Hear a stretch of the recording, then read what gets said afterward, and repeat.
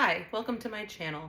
My name is Ashley, and today I'm going to show you how to make a quick and easy pizza dough recipe that you can freeze for use later on, or you can use right away, whichever one you prefer.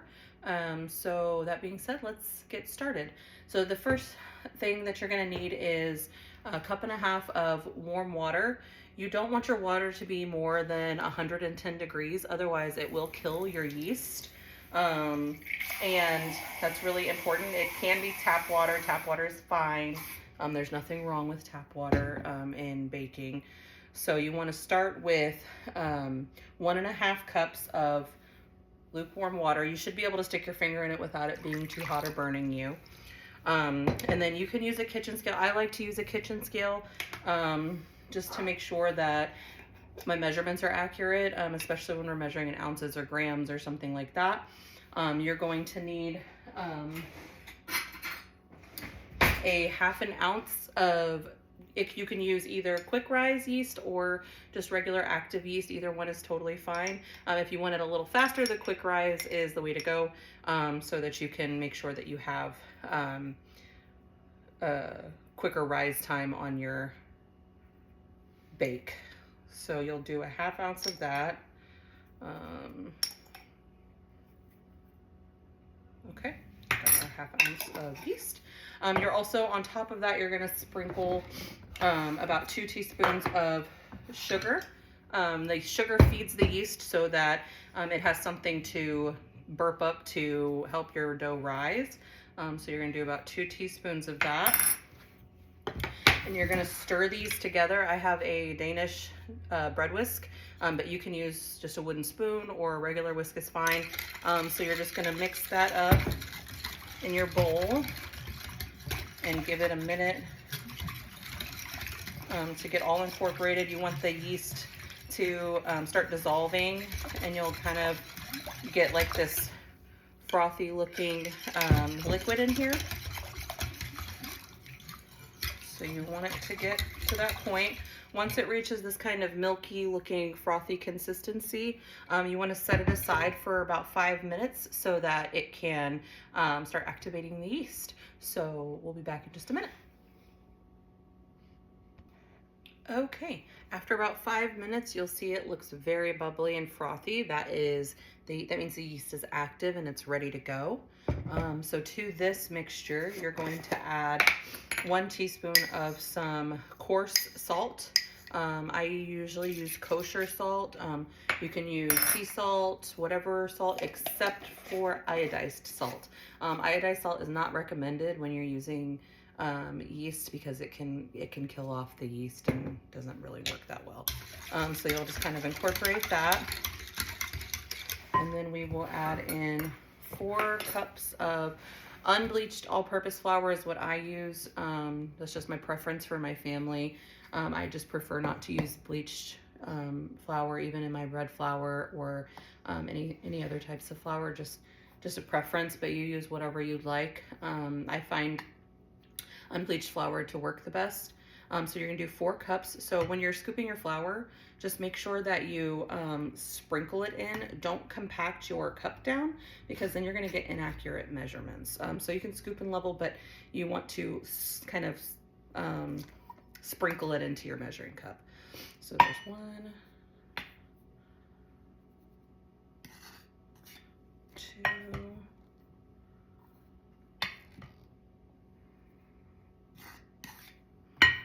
3,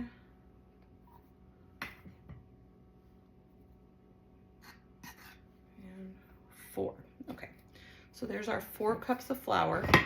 Next, you're going to use your whisk or your wooden spoon or whatever you prefer, and you're going to incorporate all of this together. Just as another preference, I really like the Danish bread whisks. They work really well. They're easier to get the dough off of whenever you're done using it. And I think they help incorporate the ingredients a little bit better, in my opinion.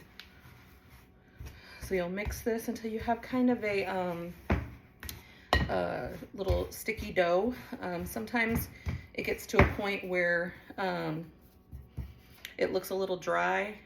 And that's where I kind of abandon the whisk situation, because it gets to a point where it's hard to mix with any whisk or spoon or anything. It gets kind of this shaggy dough consistency, like this. And so that's when we go in with our washed hands. They're clean. And you just kind of want to incorporate all of that dry flour into your mixture. Once you get that flour incorporated really good, the dough will still be kind of sticky. We're gonna get all of this in here. It's gonna take a little bit of muscle. So if you skip arm day at the gym, this is how you get that workout in. So you'll make this nice little sticky, shaggy dough.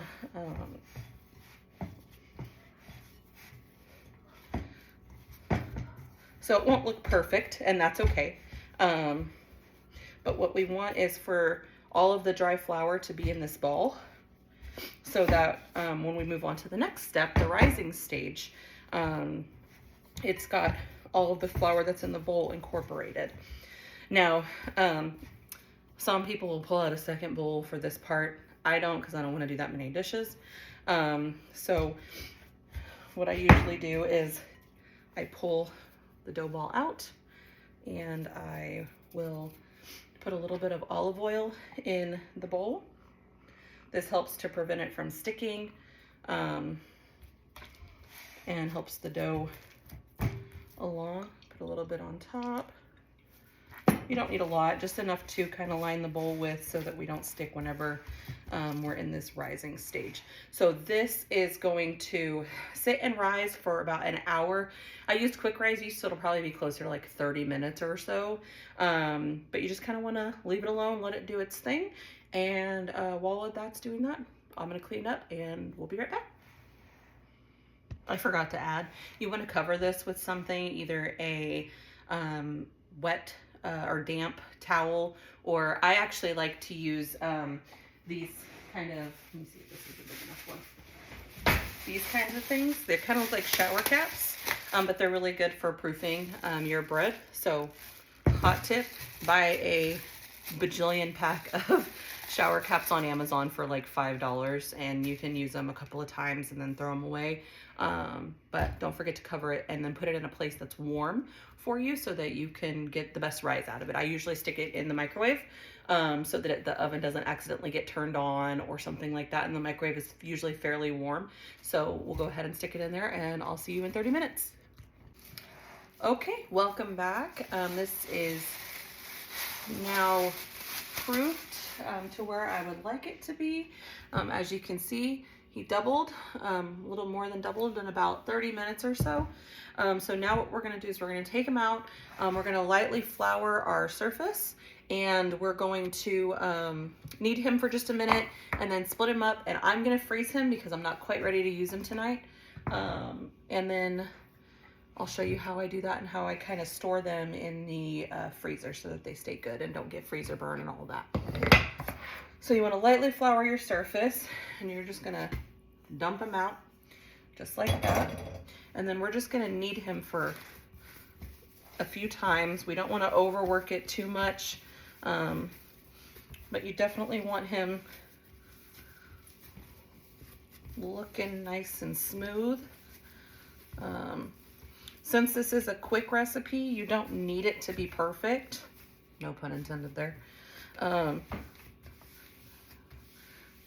This is a technique that we use a lot in bread to kind of make these like uniform balls. So what I'm going to do is I'm actually going to cut this into 4s because this is going to make 4 little individual pizzas. My kids like to each have their own. One likes olives, one doesn't. So I have to give them their own separate pizzas. So what I do is I kind of just shape them up as smoothly as possible. And then I will wrap each of them in some saran wrap before I put them in a labeled freezer bag to go into the deep freeze. Now, like I said before, if you want to go ahead and bake these now, you can. You just would roll them out like you would any normal pizza crust recipe, and put your toppings, your sauce, all that, and bake them like you normally would at between 450 and 500 degrees. So we're just gonna wrap these up nice and neat in some saran wrap and kind of flatten them out a little bit. And these are good for a couple of months in the freezer. They won't last that long in this house, but they're good for up to a couple of months. I would say 2 to 3 months before you need to use them, especially if you're storing in a freezer bag that's not, or a bag that's not freezer safe. But I would definitely recommend using freezer safe gallon Ziploc bags. Get this last one wrapped up and stored, maybe. There we go. Let's try this again. Saran wrap's never my friend. Get this last one on here.